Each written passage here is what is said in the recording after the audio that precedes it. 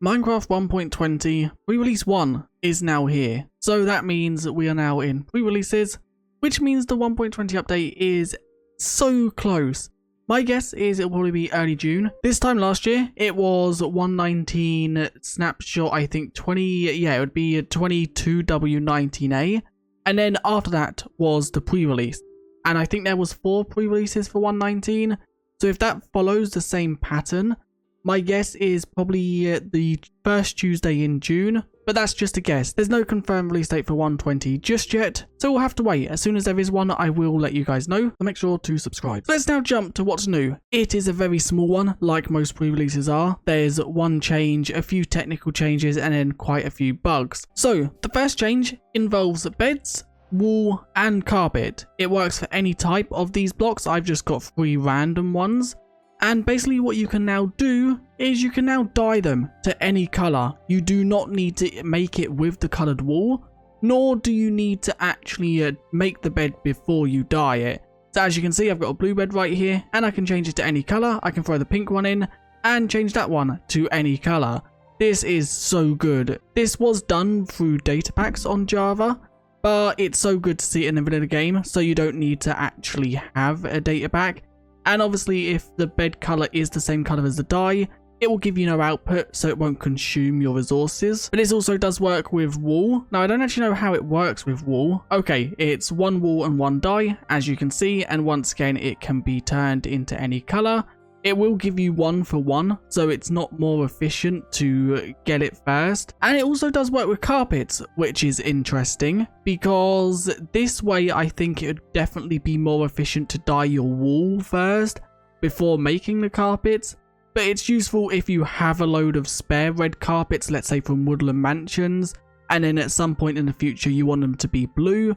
You can now do that without wasting more wool. It is going to be more efficient because if we actually had 2 pieces of light blue from brown, that costs 2 light blue dye. Then if we was to make that into carpets, that would give us 3 carpets. But if we was obviously to make 3, that would cost us 3 dye. So it is more efficient to make the actual wool first, but it is good to have this recipe. So if you do have the actual carpet, then you can dye it to another color. And as you can see within the actual, knowledge book, you can see the actual recipes are right here. So any color can now go in with green, apart from green. That's why there's one missing. It's the same with light blue. You can see any color can go in. And beds is also the same, and so is wool. So you can also see the recipes within the actual knowledge book, which is really good to know as well. Sadly, it doesn't work with banners just yet. It also doesn't work with glass. It also doesn't work with glass either way, as you can see. And it also doesn't work with concrete or terracotta. As you can see, it won't actually dye these. So currently it only works with beds, wool and carpet. Now apparently according to the bug fixes, there is a bug that has been fixed with nether portals. And that is the fact that when you actually enter a nether portal, the animation will always play until you leave it. I want to see how they've fixed that. So let's quickly head in. Oh wow, okay, as you can see I'm within the actual nether portal. And it doesn't do the swirly bubbles anymore. You can see that my screen is completely clear until I actually leave. So I have just turned my actual video settings back so you guys can see it work. But as you can see when I go in, it does the swirly and the purple tint. And now when I'm through, it stops until I obviously leave and re-enter it. That is a huge change. I really like that because it's so annoying when you go through a portal. And if someone's, for example, trapped it and done something like that, you would constantly just see the fuzzy purple until you break one of the blocks. Now you'll be able to see it really clearly if we quickly just head back through and then go back through again. you can see, I can now see the obsidian clearly. I don't just see fuzzy purple in my face. There was a bug where the actual leash knot was not properly capitalized. So it's not really anything major, but when you actually now do it, as you can see, the capitals are in the correct places now. There was also a bug where the actual melons and pumpkins were inside of the maintains farmland tag, although when they are placed on farmland, they convert it back to dirt. So these have now been removed from the tag. The actual stems are still within the tag though, it's just the actual blocks themselves that have been removed. A bug has been fixed where rabbits will now be able to have the jump boost effect. As you can see, if I spawn a normal rabbit without jump boost, you should be able to see the height difference at which they jump. Yep, as you can see, that one barely comes off the ground.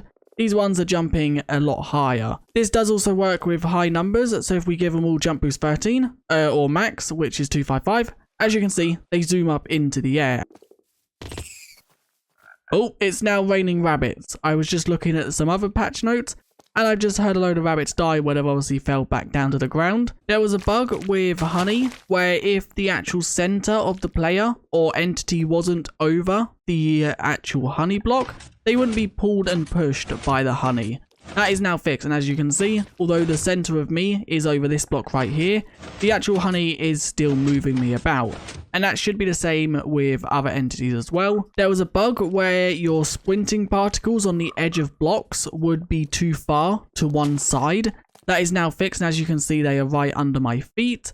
And also, there was a bug where you could still jump off of honey blocks without having the sticky effect if you timed your jump at a perfect time.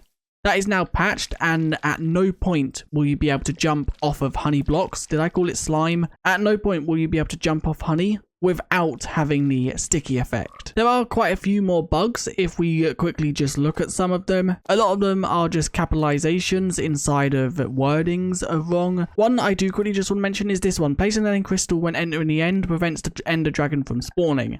That has also been fixed. And another thing, that actual nether portal bug is marked as bug 180. There are also some technical changes inside of this snapshot. There are new damage types outside of border. So when you are now outside of the world border, you'll now be ticked by the outside border damage rather than, I think it was suffocating in wall before.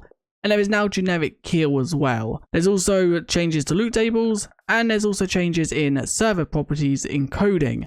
And also string data source for the data command now accepts negative boundaries. So the damage types, players outside the world border are now hurt by damage type outside of border instead of in wall. It now uses the damage type generic kill instead of fell out of the world. So let's quickly just look at some of the death messages for these. I can actually do that by doing the damage command, damaging myself. We do need to be in survival mode, I forgot about that. As you can see, it left the confines of this world. That is the death message for dying outside the world border. And then the other one is just generic, as you can see, was killed. The loot table changes. The game now uses named random sequences to produce loot for loot tables. Each random sequence produces a unique sequence based on the world seed and sequence ID, which means the loot table will produce the same results when ran with the same parameters in the same world. I don't know what that means. I don't know if that means loot inside of loot chests is completely changed now. And the server.properties, as you can see, the changes are right here. I think this is just to fix a few bugs, as you can see encoding errors inside of server properties. Pre-releases is just them finishing off the update before they go into release candidates, and normally there's only like between 1 and 3 of them. They obviously try to focus on one, but if there are major bugs that they have to fix, they do more. But normally the release candidate comes about a week or 2 before the actual update is going to be fully released. Hopefully we'll have a release date at some point in the near future. But anyway, I'll see you guys in the next one. Bye.